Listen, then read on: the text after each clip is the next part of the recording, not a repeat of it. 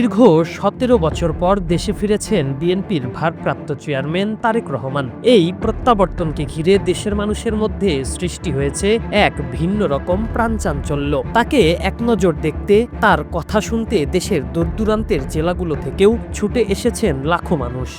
দক্ষিণের টেকনাফ থেকে শুরু করে উত্তরের পঞ্চগড়, বাংলাদেশের সর্বত্র থেকেই মানুষের উপস্থিতি রাজধানী ঢাকা। আমি বাংলাদেশের সীমানা লালমনিরহাট জেলা থেকে আমরা এসেছি। আমরা গত দিনে রওনা দিয়েছিলাম, রাইতে আমরা এখানে সারা রাত ছিলাম। তো আমরা আমাদের প্রিয় নেতা জেল জুলুম অত্যাচার সহ্য করার পরেও আজকে ১৭ বছর পর বাংলাদেশে আসতেছেন।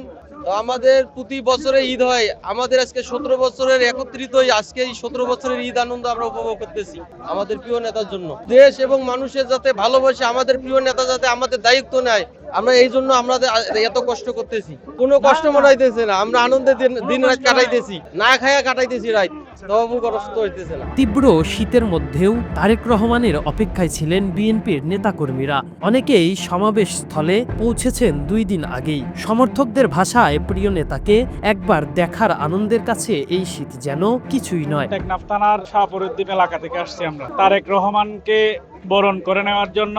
আজকে তার স্বদেশ প্রত্যাবর্তনকে এবং ইতিহাসের সাক্ষী হতে আমরা সুদূর শাহপুরদ্বীপ থেকে ঢাকা শহরে চলে আসছি। কর্মী সমর্থকদের বিশ্বাস, তারেক রহমানের স্বদেশ প্রত্যাবর্তন দেশের চলমান পরিস্থিতিতে প্রশংসনীয় ভূমিকা রাখবে। ধন্যবাদ। আমরা এসে গাইবান্ধা জেলার গোবিন্দগঞ্জ উপজেলা থেকে আমাদের প্রিয় নেতা, বাংলাদেশের গণমানুষের আশা আকাঙ্ক্ষার প্রতীক, বাংলাদেশের জাতীয়তাবাদী দলের ভারপ্রাপ্ত চেয়ারম্যান জনাব তারেক রহমানকে এক নজর দেখার জন্য গোটা বাংলাদেশের মানুষ আজকে এই ৩০০ ফিটে অবস্থান নিয়েছি আমরা, এবং আগামী দিনের ইনশাআল্লাহ আমাদের প্রিয় নেতা বাংলাদেশকে আগামীর বাংলাদেশে রূপান্তরিত করবে এবং দেশের গণমানুষের আশা আকাঙ্ক্ষার প্রতিফলন ঘটাবে। আমরা আসছি গত ৩ দিন যাবৎ আমরা অবস্থান করছি ঢাকার এই ৩০০ ফিটের এই মঞ্চ এলাকায় আমরা অবস্থান নিয়েছি।